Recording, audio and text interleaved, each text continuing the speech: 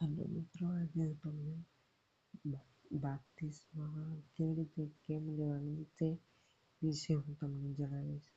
તો વિડીયો ધ્યાનથી જોજો અને છેલ્લે સુધી જોજો. બાપ્તિસ્મા વિશે તમને હું જાણકારી આપવાનો છું. તો વિડીયો વધારે મોડો ન કરતા સ્ટાર્ટ કરીએ. બાઇબલ અનુસાર બાપ્તિસ્મા એટલે શું? બાપ્તિસ્મા એ આધ્યાત્મિક, પવિત્ર અને આજ્ઞા પાલનનું કૃત્ય છે, જેમાં વ્યક્તિ પાણી દ્વારા જૂના પાપી જીવનને છોડી ઈસુ ખ્રિસ્તમાં નવા જીવનની શરૂઆત કરે છે. એટલે આપણે ટૂંકમાં કહીએ તો બાપ્તિસ્મા એટલે જૂનું માણસ છોડવું. એટલે આપણે પાપમાં જો જીવતા હોય તો બાપ્તિસ્મા લીધા પછી પાપ રહિત જીવન એટલે પાપવાળું જીવન આપણે છોડી દઈએ. એટલે એને સરળ રીતે આપણે બાપ્તિસ્મા તરીકે જાણી શકીએ કે ઓળખી શકીએ. એટલે ટૂંકમાં નવું જીવન પ્રાપ્ત કરવું એ બાપ્તિસ્મા એવો એનો અર્થ થાય છે. બાઇબલ શું કહે છે આના વિશે તે વિશે હું તમને કહું.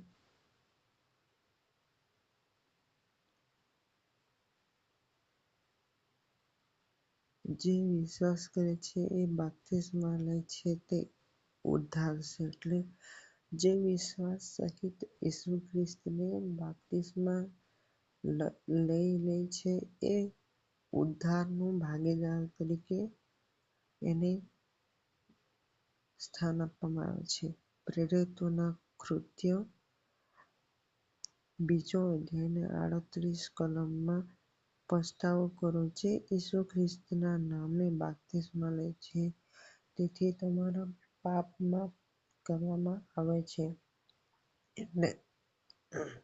એટલે આ વચનમાં એવું કહેવામાં આવેલું છે આપણે બાપ્તિસ્મા લઈશું અને જૂનું માણસ પણ ત્યાગીશું તો આપણને ચોક્કસ ને ચોક્કસ માફીના લાયક આપણને ગણવામાં આવશે. બાઇબલ મુજબ બાપ્તિસ્મા એ વિશ્વાસની જાહેરાત કરે છે. એટલે બાપ્તિસ્મા જે વસ્તુ બાપ્તિસ્મા જે કોઈ પણ લે છે એ વિશ્વાસનું જાહેર કરે છે કે હું ઈસુ ખ્રિસ્તના મરણ પર વિશ્વાસ કરું છું અને ત્રીજે દિવસે જે ઉઠ્યો એના પર પણ વિશ્વાસ કરું છું. એવો આપણે વિશ્વાસ જાહેર કરે છે એ બાપ્તિસ્મા. બાપ્તિસ્મા કેમ આપવામાં આવે છે? તો અહીં થોડાક મુદ્દા આપેલા છે તે હું એક એક કરીને તમને સમજાવી દઉં કે બાપ્તિસ્મા શું કામ આપવામાં આવે છે. પાપોમાંથી મુક્તિ દર્શાવવા.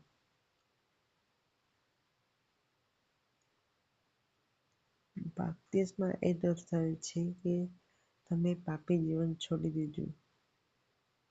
એટલે પાપમાંથી મુક્તિ આપણને મળી ગઈ જ્યારથી આપણે બાપ્તિસ્મા લીધું હોય ત્યારથી.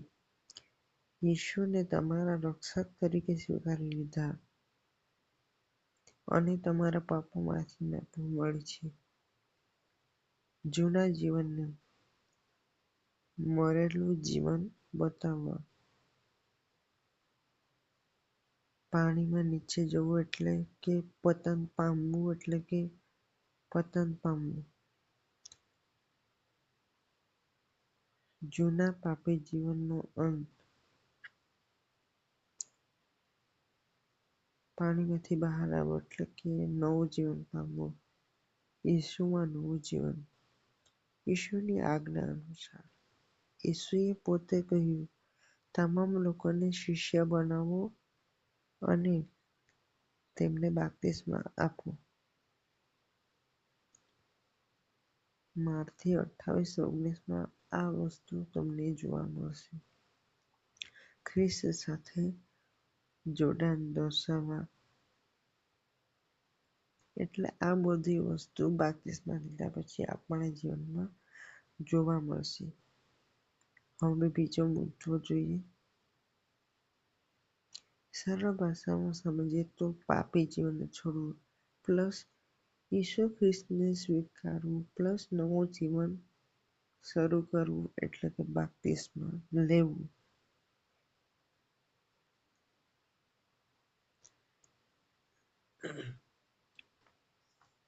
હવે એ જાણીએ કે બાપ્તિસ્મા લીધા પહેલા આપણે શું જાણવું જોઈએ. એટલે બાપ્તિસ્મા લીધા પહેલા શું જાણવું જોઈએ, કઈ બાબતો છે જે આપણે જાણી લેવી જોઈએ બાપ્તિસ્મા લેતા પહેલા, એ પણ હું તમને કહી દઉં. ઈસુ ખ્રિસ્ત ઈશ્વરના પુત્ર છે.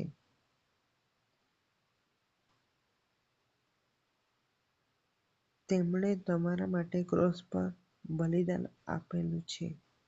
તો સર્વપ્રથમ આપણે એ ધ્યાન રાખવાનું કે ઈસુ ખ્રિસ્ત ઈશ્વર પુત્ર છે એ આપણે સ્વીકાર કરવો જોઈએ અને તેણે આપણા પાપો માટે વધસ્તંભ પર આડા ઊભા લાકડા પર જોડાઈને ત્રીજા દિવસે પાછા ઉઠી ગયા અને આપણા પાપોમાંથી આપણને મુક્તિ આપી દીધી છે. એ તો બહુ મોટી વાત કહેવાય, કેમ કે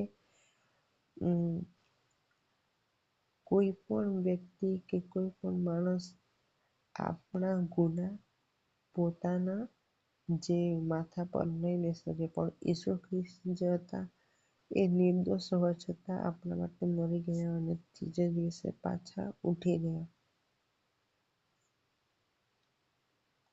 તેઓ ત્રીજા દિવસે પાછા ઉઠી ગયા અને તેઓ પાપીમાંથી મુક્તિનો માર્ગ છે. અને સૌ પ્રથમ બે મુદ્દા, તેઓ એટલે કે ઈસુ ખ્રિસ્ત મરણમાંથી જીવતા ઉઠી ગયા અને તેઓ પાપોમાંથી મુક્તિનો માર્ગ છે, એ આપણે સ્વીકારવું જરૂરી છે. એટલે સૌ પ્રથમ તો આપણે પ્રભુ ઈસુ ખ્રિસ્તને આપણા તારણહાર તરીકે સ્વીકારવાનું છે.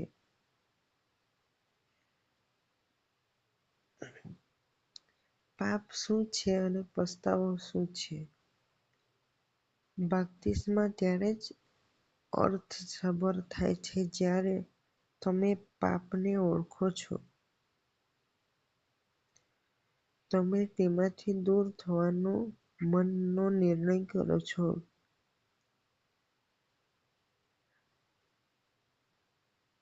પસ્તાવો ખરી રીતે ત્યારે જ થાય જ્યારે આપણે પાપને ઓળખીએ છીએ અને તેનાથી દૂર જવાનો નિર્ણય કરીએ છીએ. તમે તેનાથી દૂર જવાનો નિર્ણય કરો છો. તમે ઈસુ ખ્રિસ્તની માફી સ્વીકારો. એટલે આપણે કોઈ પણ અપરાધ કર્યા હોય તો સૌ પ્રથમ આપણે ઈસુ ખ્રિસ્ત પાસે માફી માંગી લેવાની. તે જરૂર માફ કરશે અને પ્લસ તમારા પાપોના માફી પણ તે આપી દેશે અને તમે સાચું વચન આપી રહ્યા છો. બાપ્તિસ્મા એટલે જાહેરમાં ઈસુ ખ્રિસ્તને કહો છો, હું ઈસુનો અનુયાયી તરીકે જીવવા માંગુ છું. હું પાપોમાંથી મુક્ત થવા માંગુ છું, એટલે દૂર જઈશ. હું પવિત્ર જીવન માટે પ્રયત્ન કરીશ. આ જીવનભરનું સમર્પણ છે, ફક્ત એક જ દિવસની ઘટના નથી.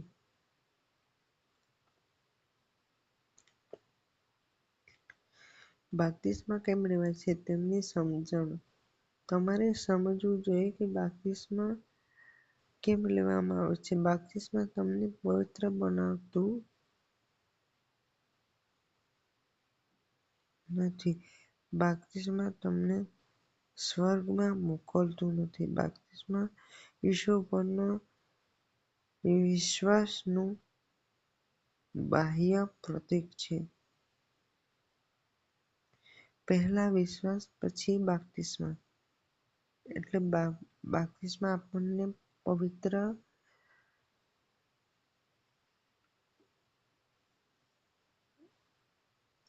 જીવન તરીકે મતલબ જ્યારે આપણે બાપ્તિસ્મા લઈએ તો આપણે એક નવું જીવન સ્ટાર્ટ કરીએ છીએ. એટલે જૂનું માણસપણું આપણે ભૂલી જવાનું છે અને ભૂલી જઈએ છીએ એવું બાઇબલ તરીકે તમને એમાં કહેવામાં આવેલું છે.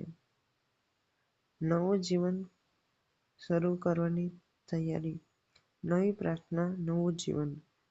સૌ પ્રથમ બાઇબલ વાંચવું અને ચર્ચ સાથે જોડાઈ જવું.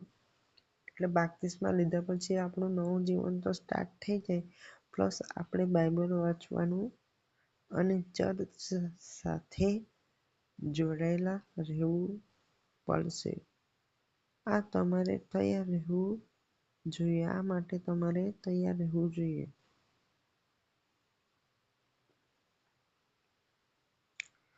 પવિત્ર આત્માની જરૂર. બાપ્તિસ્મા બાદ પવિત્ર આત્માની માર્ગદર્શન આપે છે.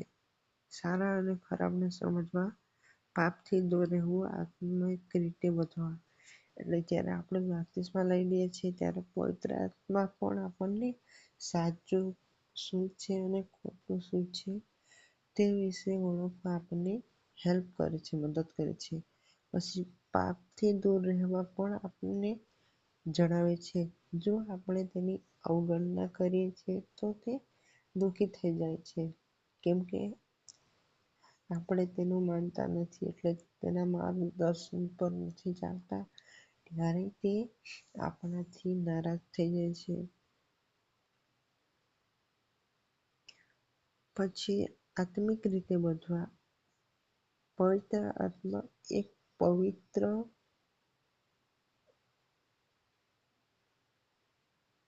વસ્તુ છે. તે આપણને આધ્યાત્મિક રીતે વધવા પણ મદદ કરી શકે છે.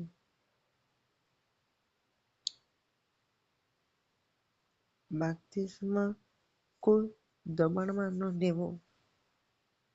પરિવારના દબાણથી, મિત્રોના કહેવાથી કે ફક્ત રિવાજ છે એટલે. હવે આ સૌથી મુખ્ય મુદ્દો છે આ ટોપિકનો, કે બાપ્તિસ્મા જે વસ્તુ છે એ આપણા પોતાના નિર્ણયથી લેવો જોઈએ, ના કે ઘરના લોકો દબાણ કરે એટલે કે મિત્રોના કહેવાથી. હરગીઝની એ મિત્રોના કહેવાથી કે ઘરના દબાણથી બાપ્તિસ્મા ન લેવું જોઈએ. એમાં બાપ્તિસ્મા લેવા માટે આપણી મરજી હોવી જોઈએ. જબરદસ્તી બાપ્તિસ્મા ન લેવું. અને બાપ્તિસ્મા લીધા પછી એ વસ્તુ ધ્યાન રાખવાનું કે આપણાથી કોઈ અપરાધ ન થાય. અને સૌથી મુખ્ય મુદ્દો, અને જેણે બાપ્તિસ્મા ન લીધો હોય એ દ્રાક્ષ રસનું સેવન ન કરી શકે, અને જો એ સેવન કરે તો ઈસુ ખ્રિસ્તના મરણનો અપરાધી તરીકે ગણાય છે.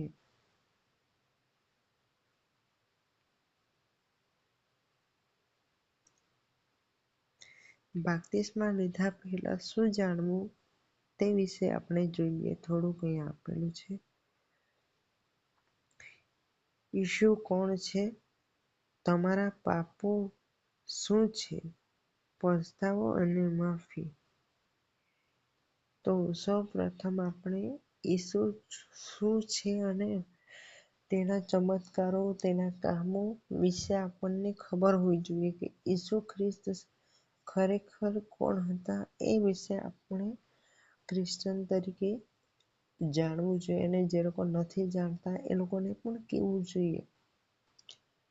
બીજો મુદ્દો છે, તમારા પાપો શું છે?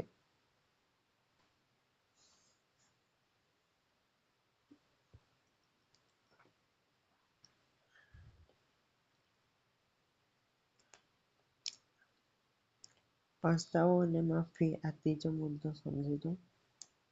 જો ધારો કે તમને મોસ્ટ ઓફલી લોકો ભૂલ કરતા જ હોય છે, પણ યાર મોટી ભૂલ થઈ જાય તો ઓબ્વિયસલી આપણે માફી તો માંગી લેવી જોઈએ. તો એ વસ્તુ માફી અને પસ્તાવો ખૂબ જરૂરી છે, અને એથી ઈસુ ખ્રિસ્ત પણ ખુશ થાય છે. જો આપણે રસ્તો ભટકી ચૂક્યા હોય કે કોઈ બી વસ્તુ આપણે ભૂલી ચૂક્યા હોય જે ઈસુ ખ્રિસ્તના રિલેટેડ છે, તો તમે ઓબ્વિયસલી માફી માંગશો કે તો ઈસુ ખ્રિસ્ત તમને ચોક્કસ માફ કરશે. એવું ઈસુ ખ્રિસ્ત દ્વારા કહેવામાં આવેલું છે. મતલબ કહેવામાં તો નથી આવતો પણ ઓબ્વિયસલી તે માફ કરી જ દેશે. નવું જીવન અને શરૂ કરવાનો નિર્ણય. ચોથો મુદ્દો છે નવું જીવન અને શરૂ કરવાનો નિર્ણય. બાપ્તિસ્મા લીધા પછી આપણને નવું જીવન તો મળે, પણ આપણે એ જીવનને કેવી રીતે જીવવાનું છે? ઈસુ ખ્રિસ્તના માર્ગ પર ચાલવાનું છે કે પછી દુનિયાના માર્ગ પર ચાલવાનું છે, એ તમારે ડિસાઈડ કરવાનું છે. એટલે આપના નિર્ણય પર આપણું જીવન કે આપણું તારણ નિર્ભર થઈ શકે છે. પવિત્ર આત્માની જરૂર. બાપ્તિસ્મા લીધા પછી પવિત્ર આત્માની જરૂર તો ખૂબ પડે છે. તે આપણને માર્ગદર્શન આપશે કે સાચું શું છે અને ખોટું શું છે. એટલે આપણે ખોટું કરતા રોકાઈ જઈએ, કેમ કે આપણને અંદરથી આપણને ફીલ થશે કે આ ખોટું છે, આ સાચું છે. તો આપણે તે વસ્તુ ન કરવી જોઈએ અને તે વસ્તુ કરતા અટકી જવું જોઈએ. સાતમો અને લાસ્ટ મુદ્દો છે દબાણ વગર લેવાનો નિર્ણય. મેં તમને સ્ટાર્ટિંગમાં જ કીધું કે ઘરવાળા જબરજસ્તી કે દબાણમાં બાપ્તિસ્મા લે તો એ યોગ્ય નથી. મતલબ એ યોગ્ય નથી કે દબાણ કે કોઈના કહ્યા બાદ તમે બાપ્તિસ્મા લો. એ ફક્ત તમારો નિર્ણય હોવો જોઈએ.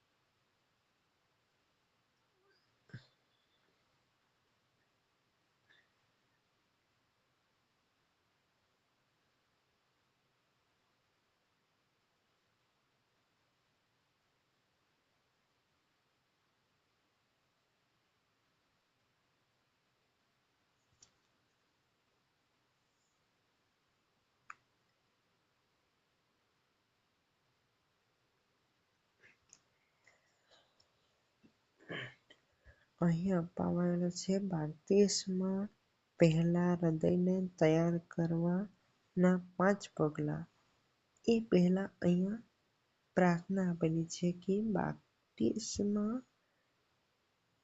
લેવા પહેલા કરાતી પ્રાર્થના. એટલે બાપ્તિસ્મા લેવા પહેલા કેવી રીતે પ્રાર્થના કરવી જોઈએ, કઈ છે એ પ્રાર્થના જે કરવું છે આપણે એ જોઈ લઈએ. આપણે હે ઈસુ પિતા, હું આજે તમારા સમક્ષ આવી રહ્યો છું. હું સ્વીકારું છું કે હું પાપી છું અને મને તમારી માફીની જરૂર છે. હે ઈસુ, હું માનું છું કે તમે મારા પાપો માટે ક્રોસ પર મર્યા છો અને ફરી જીવતા થયા છો. હું તમને મારા જીવનમાં પ્રભુ અને રક્ષક તરીકે સ્વીકારવા માંગુ છું. મારું જૂનું જીવન મટાડી નાખો અને નવું જીવન સ્થાપિત કરો. સત્યનો માર્ગ બતાવો.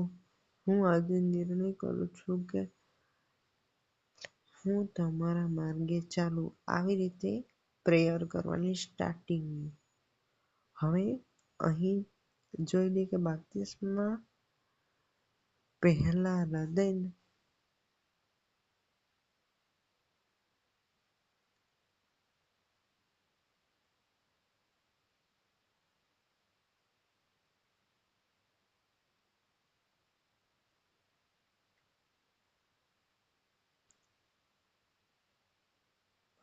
બાકીમાં પહેલા હૃદયને તૈયાર કરવાના જે પગલા આપેલા છે એ જોઈ લઈએ આપણે.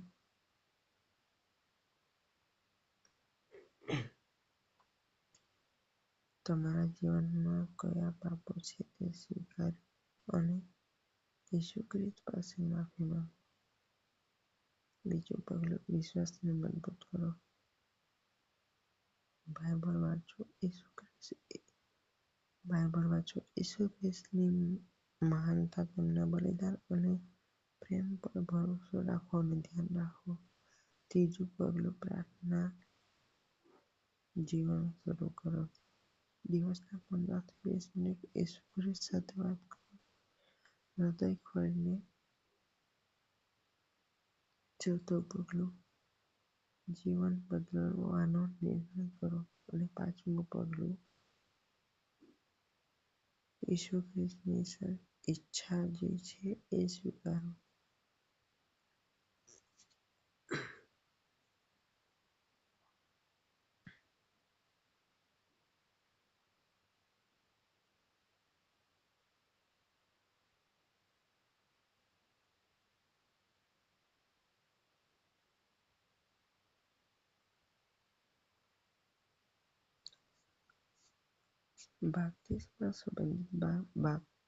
બાપ્તિસ્મા સંબંધિત જે બાઇબલના ખાસ શબ્દો અહીં આપવામાં આવેલા છે તે વિશે પણ આપણે જોઈ લઈએ. માર્કોસ 16:16 જે વિશ્વાસ કરે છે તે બાપ્તિસ્મા લે છે તે ઉદ્ધાર પામે છે.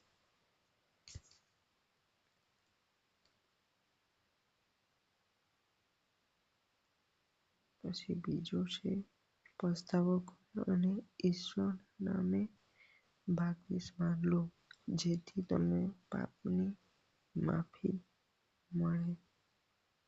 રોમનનો પત્ર 6:4 અમે બાપ્તિસ્મા દ્વારા તેમના સાથે સંબંધિત પામ્યા છે અને નવું જીવન જીવીએ છીએ.